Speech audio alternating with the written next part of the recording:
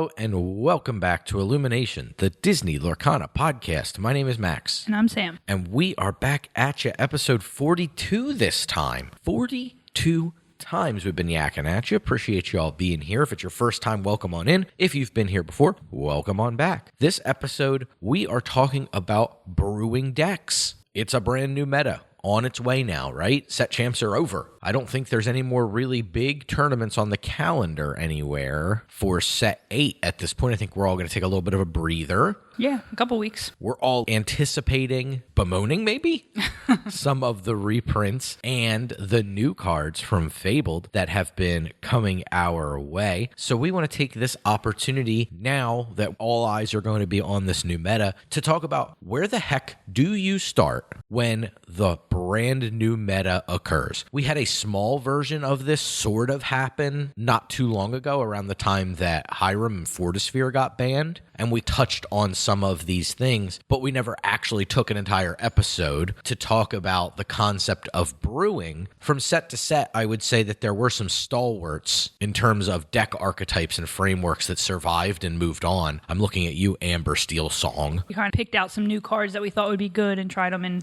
the existing decks. Right. There were always these pillars of the metagame, if you will. We knew these decks would be here. We know that they are good, and we're acutely aware of their presence, whether they were good at the moment or lingering in the back waiting to pounce. I'm looking at you, Ruby Amethyst. Today we'll touch on where do we start now?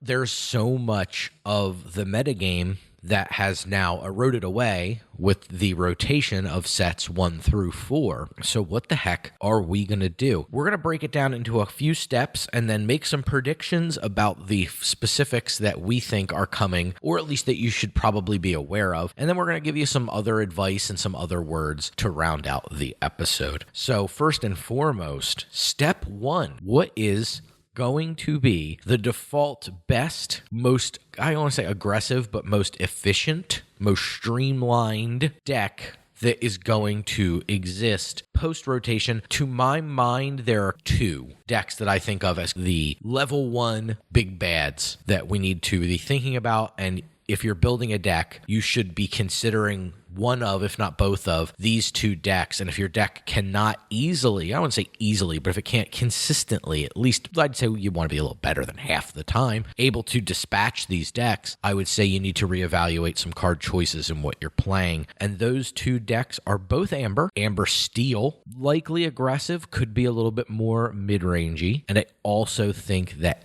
Amber Emerald is going to be a serious contender. These are 2 of the most streamlined decks. They are 2 of the decks that lose some of the least for the upcoming rotation. They still have a lot of the framework of the deck really left intact, right? We have the entire skeleton of the deck. We even have some muscle tissue on that skeleton in a lot of cases. We just need a little bit of filler to tie the room together. So we're looking into that. So we have what was formerly the Churnadogs deck, probably losing Chernabog at this point. I think it's reasonable to guess. We haven't gotten all the spoilers at time of recording yet, but we're close. I would say it's relatively safe that we're not going to get Chernabog back at this point, but I don't know as though the deck loses a whole lot from the loss of Chernabog. We still have Lady Miss Park Avenue, and we still have Lilo, Escape Artist. Is there any other cards that play out of the discard very well? I think those are 2 of the biggest heavy hitters, right? I believe so, yeah.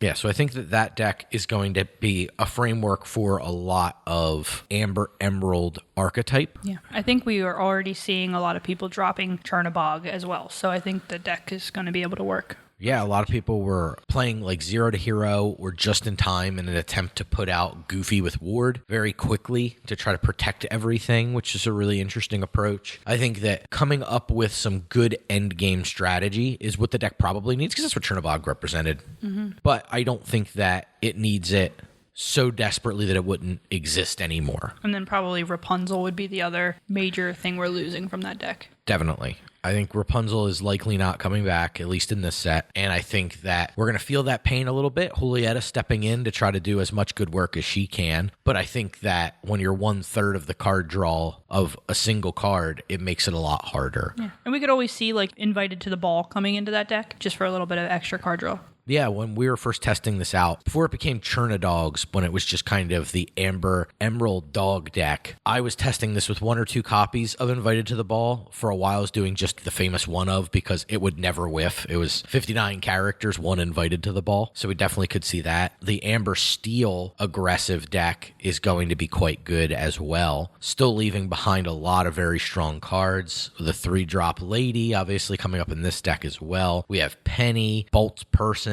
being quite strong. We have iterations of Bolt if you want to go that direction. We have Goofy. We have Lilo Escape Artist still. We have Lawrence coming back to make a guest appearance in rotation. So I think there are a lot of tools that Amber Steel can leverage. We have a new Lilo coming that I think will be really useful in the Steel archetypes. I don't know if this build will take as much advantage of it as something like maybe a Ruby Steel would, but I do think that this Lilo just simply giving multiple characters Challenger, like a Cricky effect, is going to be really, really good for Steel no matter what side of the coin you're on, whether you're dedicated challenging or just looking to take advantage of an opponent who's a little overexerted on a key turn. I'm excited to try her in Amethyst Steel. Yes, picking her up and putting her back down potentially if we get any good bounce. Being able to leverage her with some of the larger bodied characters that have a benefit when they come into play, something a la a White Rose. Obviously, there's insane synergy with her and Calhoun. So obviously the Steel Stitch on 4 is the great Lilo Stitch combo that everybody's looking at. So there's a lot of opportunity here for a card like that to be quite good. So I think that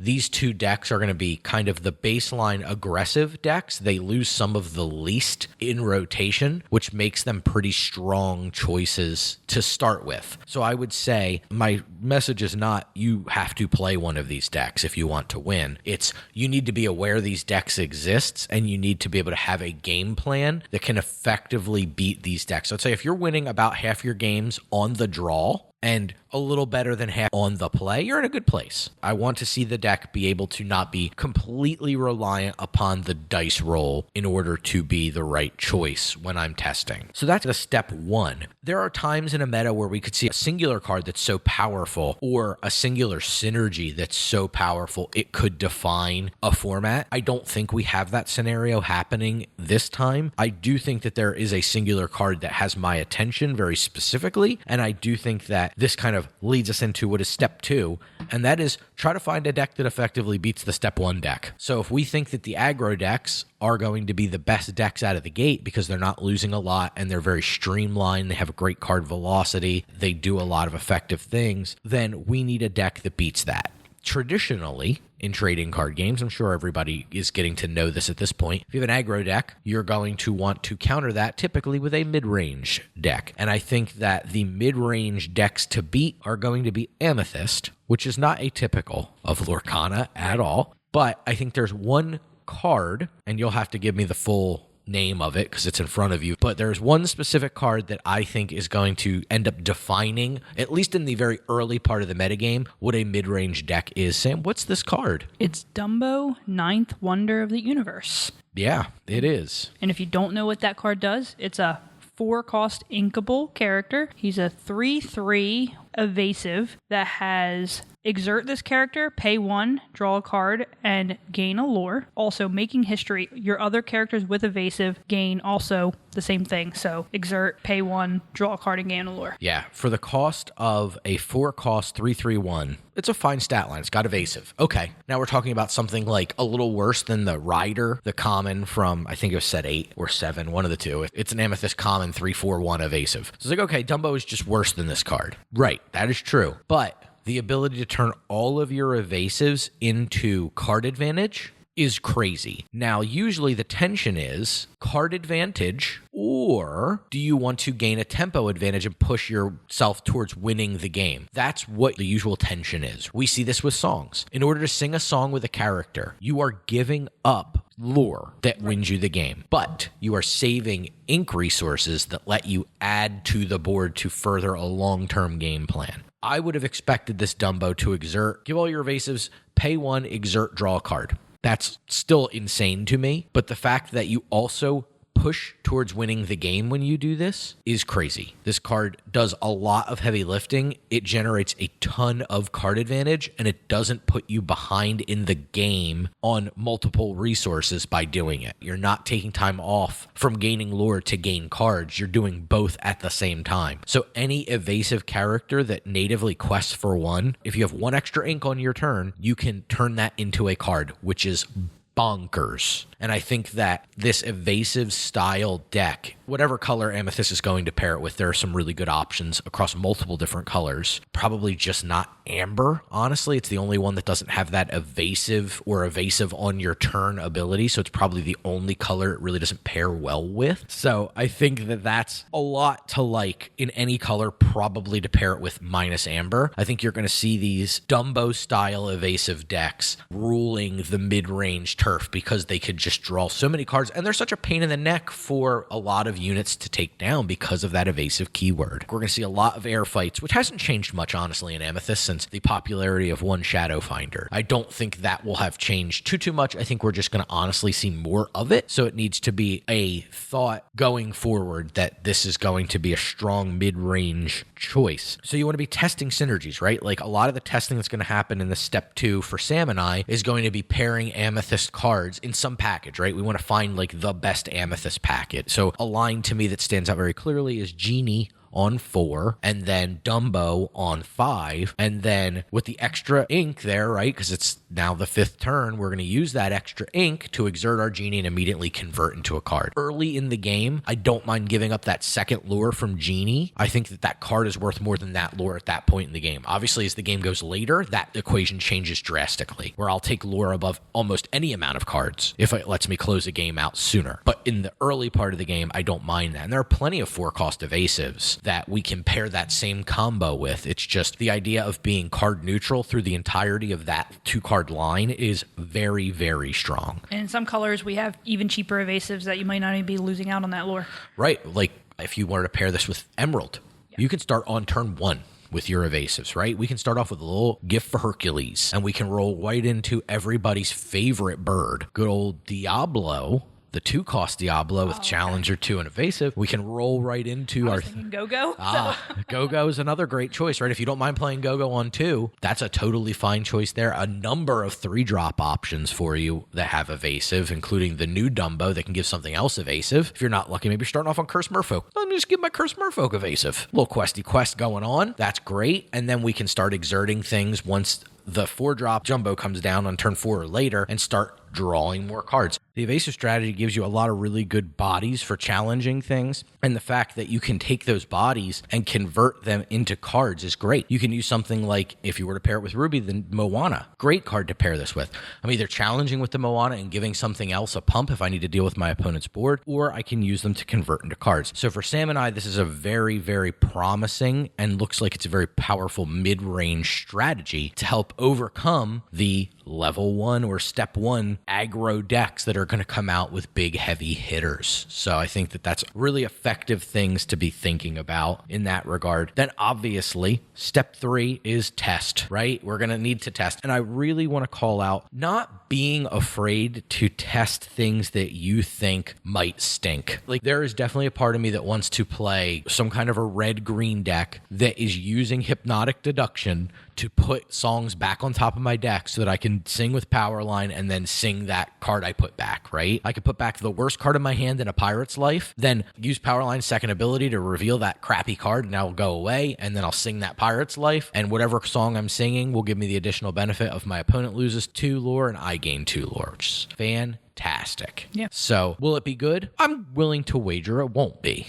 Will I test it? If there's time, I will, because I do think that if we get a song that's worth singing, I mean, there is obviously Under the Sea coming back, which immediately strikes me as a very powerful thing to be doing with something like Powerline. If I can sing Under the Sea and then gain 2 lore and my opponent loses 2 lore, that seems like a really good deal to me. So we'll keep looking at things to test, weird ways to go. Should we be testing Ruby Steel? It's been long considered not a great deck, but is there enough cards? We get the Queen coming back, the Shift Queen. We get the Stitch Lilo combo we were talking about earlier. We have a lot of powerful tools out there. We have Mulans that can shift into various other Mulans. The Ruby Mulan, just the actual like ruby one, not the ruby steel one, can take down multiple cards at once if that Mulan shifts. So it's a really powerful option to take down a more wide board. It can also hit one thing on the ground and take things out that are evasive. So there's a lot of opportunity to test, and we really need to find out what are the lines that are good and what are the other lines that can counter those very good lines. Test online.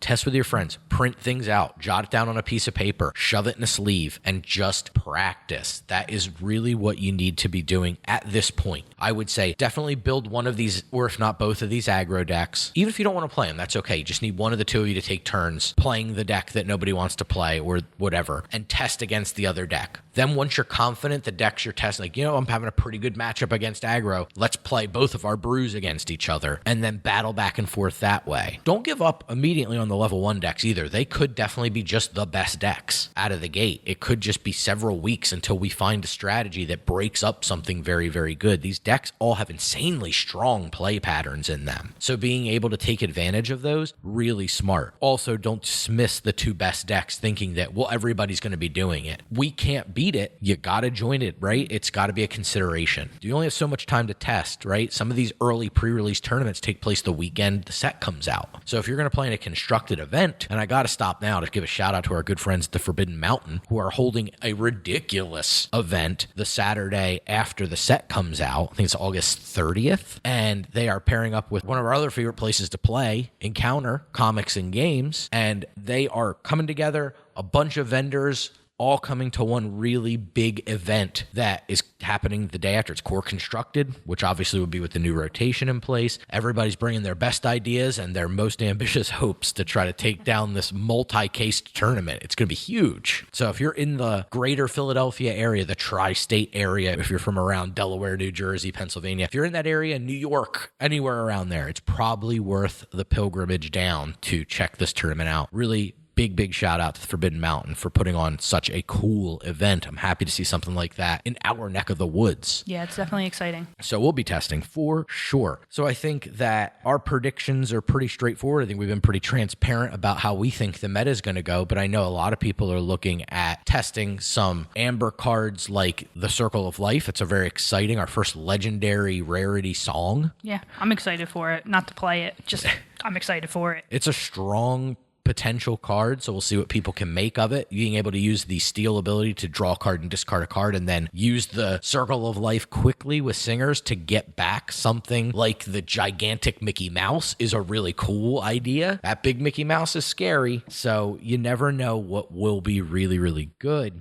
And one thing I want to caution, and then I'll kick it over to you, Sam, for any other advice that you might have early into testing. But one big thing I'll warn about is I have a certain play style I really like, and I will tweak and fiddle with a deck. And if that deck ends up not being so good, or I think that it has a good game into something and it doesn't, I tend to get very irked about it and irritated with it. And I will try to point my finger in different directions at first, but it's worth not getting married to any idea. We don't know what's going to work and what's not. It's a brand new meta, right? We're in a world where we don't have to worry about putting damage on a Daisy Duck right now, because there's nothing that's going to just completely wreck us for doing it. We don't have to worry about a lot of these play patterns that have evolved around these very keystone cards. So I would say don't be precious with your ideas. Be willing to be open to creativity. If you're testing with people and they give you suggestions, or they mention like maybe this isn't a good idea, try not to be contentious or try not to be too offended. Be open to those things. If you're testing with people, they're there because they want you to do well and they want you to help them do well, right? High tide rises all ships. So we want to help each other, and that sometimes is letting somebody know, like, I think you're kind of off base here. Like, I think you're just wandering off into the woods. I need to kind of pull you back to the trail a little bit because you're just cooking way too much over there. So I would highly recommend that you don't get married to any one idea or deck, because it just might not be right. Could be that it is very early in testing and then somebody comes up with the better mousetrap. And now it's like, I have to imagine that we're not going to be the only people on the planet with a smaller card pool who have arranged some number of cards that look like this. So we have to entertain the notion that perhaps there's a better deck out there. So just don't think immediately or at any point in this process that you might have it solved, because it's going to be hard to solve initially. So definitely don't be precious. Sam, what do you have for advice? Anything? I agree with you. You can be open to all possibilities. I think just cards that we, especially from sets 5 through 8, cards that we haven't played, it doesn't necessarily mean we won't play them, because we have a whole new card pool. Like, cards that weren't good could potentially be good. We were just today building a deck, and we looked at the card Coda, and we were just trying to look for the Amber Steel aggressive deck, like what cards could go in there, and he's a 2/1 that doesn't allow you to lose lore. Right. And it's like, maybe that'll be a good card, because we're going to see Pirate's Life back again being sung by Powerline. So I think you should just be open to looking at cards that we've kind of just swept under the rug before. Right. Don't be afraid to open the binder, crack open, blow off the dust on the bulk, and go back and reevaluate the cards, because ones that were underperforming now don't have those cards standing on top of them that made them unplayable before. So it's definitely worth considering everything and anything. Be open, be excited, try different things. There might be a whole new way to play that you've never experienced. So don't be dismissive. Don't just look to do one thing. Be open, try different things. You might be surprised what you find. No matter what you're doing, the best piece of advice I can give you early in a format is keep questing.